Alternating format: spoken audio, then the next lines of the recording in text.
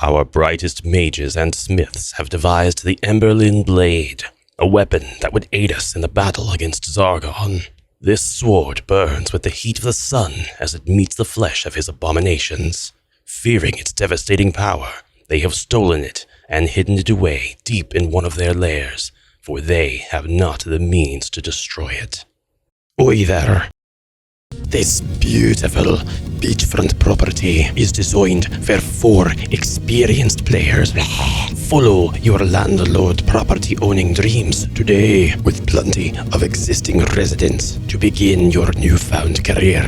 Not only are there large swaths of the undead, as well as filthy bands of goblins roaming about, but also numerous dread warriors, and not 1, not 2, but 4 gargoyles. Those aren't even the only threats in this beautiful dungeon. We've got an ogre, multiple monsters with their ranged weaponry varieties, a dangerous center room, and we can't even show you half the board. This property value is increased by the amount of traps that line its walls and corridors. They're everywhere. And I'm not even mentioning the water. It won't take your foolish heroes long to understand this quest is meant for 4 experienced, leveled up players. The entire chamber that begins the quest is flooded with 3-foot deep murky water. I would have preferred a meter and filled with piranhas. While in the water, movement speed is halved and heroes suffer 1 body point of damage per turn. The secret door may not be discovered from the stairs. While in any of the water, movement speed is halved and wandering monster traps are undetectable. This prime real estate property can be yours today. Cornelius Real Estate Agency. Relocating evil lairs since the 1600s.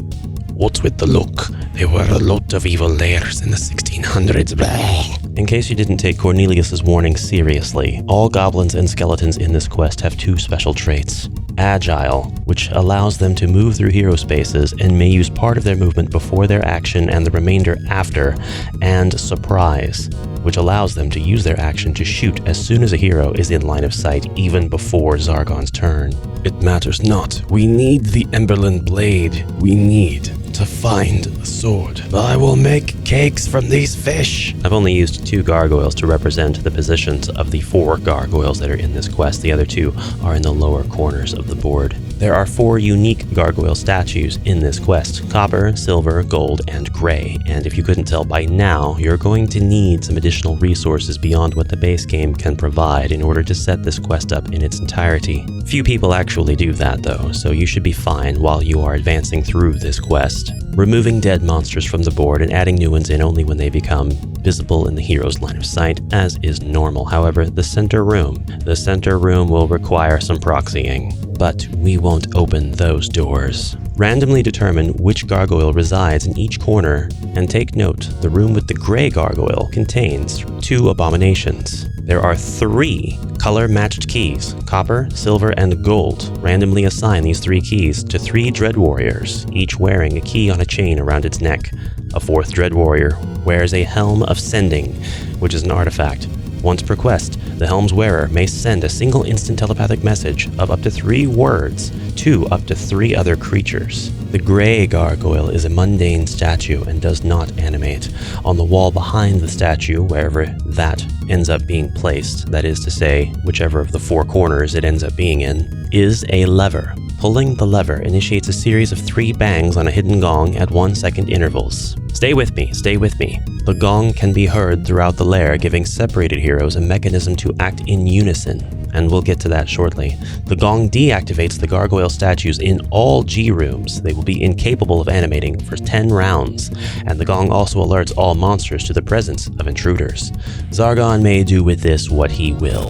The bulk of the mechanics of this quest, past all of its dangers and traps, are very much about the heroes acting in unison to flood certain rooms in which the gargoyles reside, there is an additional element of three-dimensionality that is not present on the board natively, but is homebrewed into this quest. Zargon, do your best to make sure the heroes understand that when they enter through these doors leading to the corner rooms, that these are narrow ledges leading to iron ladders. If you have ways to proxy this and show this three-dimensionality with additional materials, this would be a great time to do it. Essentially, this room is not a 4x4 grid. When my wizard enters through the door, he is standing on a ledge of 1x4 tiles. The rest of this room is deep down, and descending into the room requires a movement from the ladder down into the rest of the room. The heroes must act in unison, turning the keys that are inserted into keyholes that only accept the same color key as the statue.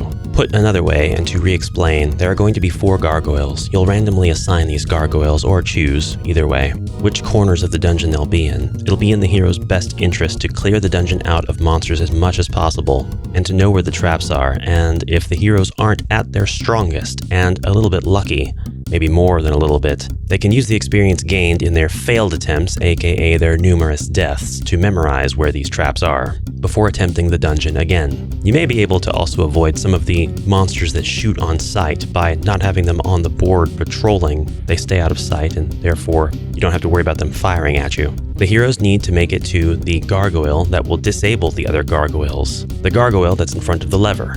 The hero will pull the lever, and the other 3 heroes, assuming they have taken up position in the other 3 gargoyle rooms, will descend those ladders. With those gargoyles nice and deactivated, they'll put the keys into the keyholes as long as they match, so they will have to go journey to those rooms and figure out which keys go into which holes, and turn them in unison. Now, the fun part.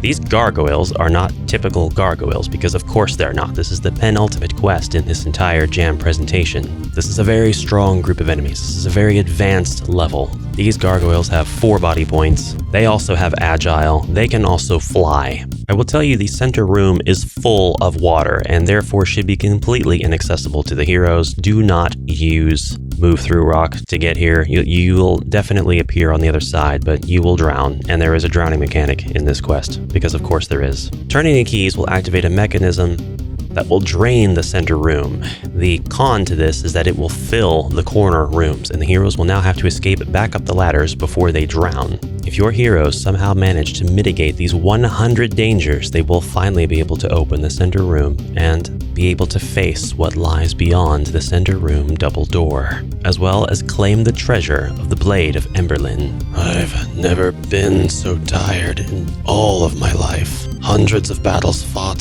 thousands of leagues traveled. How old are you anyway, barbarian? 22 years. What? By Crom, it's been a hard life. My friends, we have bested the greatest challenge that laid before us, and now we are deserving of no few nights' rest. I'm inclined to agree with the elf. I believe I know of a tavern that we can go to rest our spirits, drink our bellies full, and recount our tales. Up we go then. 5 more minutes. By the way, does this tavern have any wenches? Easy, barbarian. Just one, but she's not one to be trifled with. Her name is Persephone.